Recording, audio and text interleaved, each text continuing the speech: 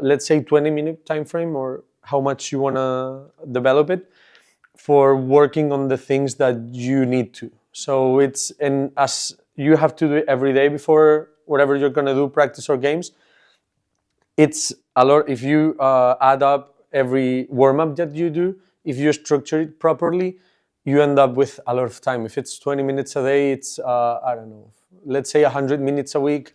So during a month, it's a lot of time, and during a season even more. So I think it's really important to work a lot on that part of the warm-up. Recovery is a key part of every tournament in sports. Today, in the Eurobasket Division B in Bratislava, we talked to the physiotherapist of the Slovak team. How is your normal day look like now here in the FIBA? So I think it depends on what time of preparation it has been. So I think at first we had a lot of practicing, so most of the guys were getting used to being in this kind of like load level, because they finished the season like kind of early here compared to Spain. Like they finished, I think, April, so that's a little bit earlier. So they had like 2 months free until we started, where some of them did a lot, some of them didn't do that much. So it was kind of mixed on what point they were in preparation. So I was doing more treatment stuff and everything.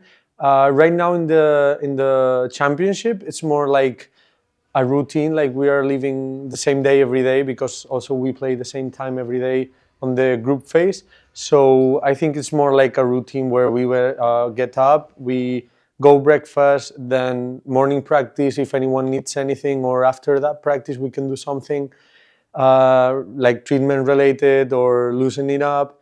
Then it's lunch.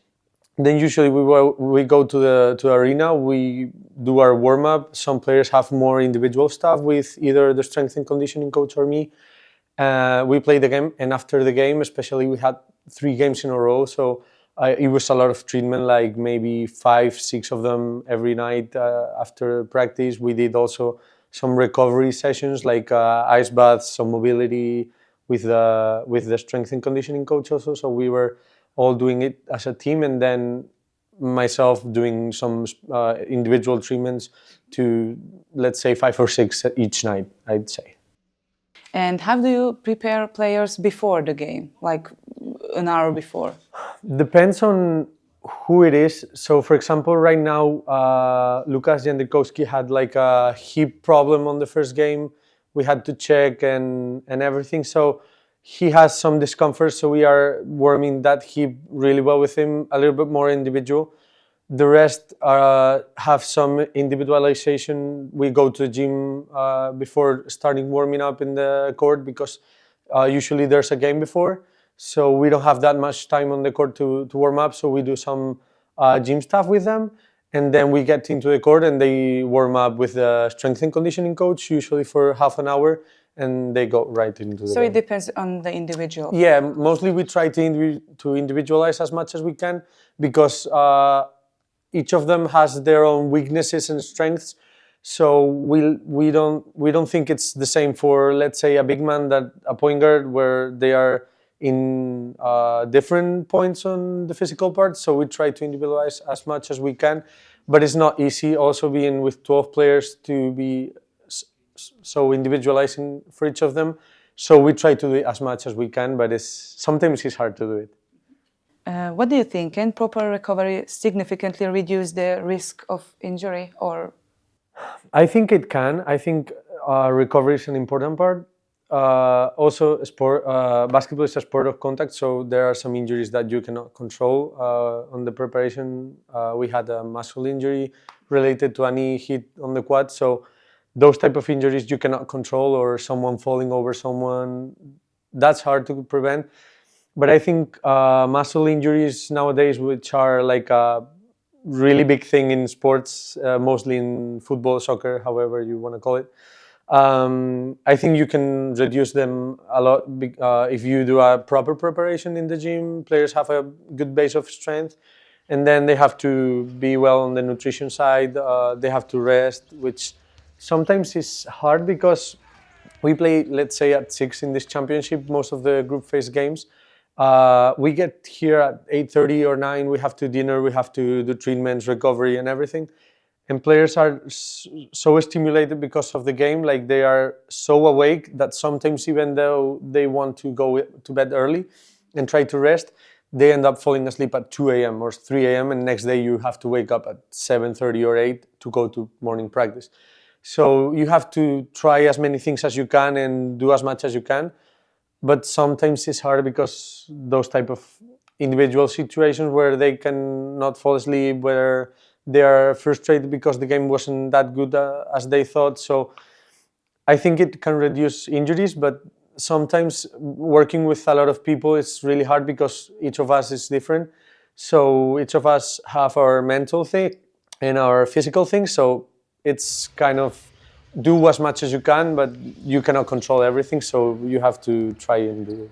And okay, let's talk about the warm-up. I know at this level it's like it's a basic thing, but for our people who are watching us, tell us and tell them that how important is this? For me, it is really important also because I see the warm-up as a everyday time that you can work on weaknesses. So all of us have some weaknesses, even though we practice a lot, or the players who are professionals practice a lot, but they always have some weaknesses.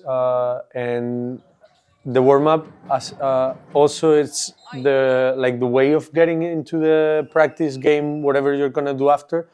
But also it's let's say 20-minute time frame or how much you wanna develop it for working on the things that you need to. So it's as you have to do it every day before whatever you're gonna do, practice or games. It's a lot. If you add up every warm-up that you do, if you structure it properly, you end up with a lot of time. If it's 20 minutes a day, it's I don't know, let's say 100 minutes a week. So during a month, it's a lot of time, and during a season even more. So I think it's really important to work on that part of the warm-up. If you could give one piece of advice for young basketball players, what would it be in recovery or in this topic? I think the biggest advice I would tell, because I've been through that, I was a player also before becoming a physio, it's that sometimes it looks hard to take care of yourself, especially when you're a young kid where you are going to school.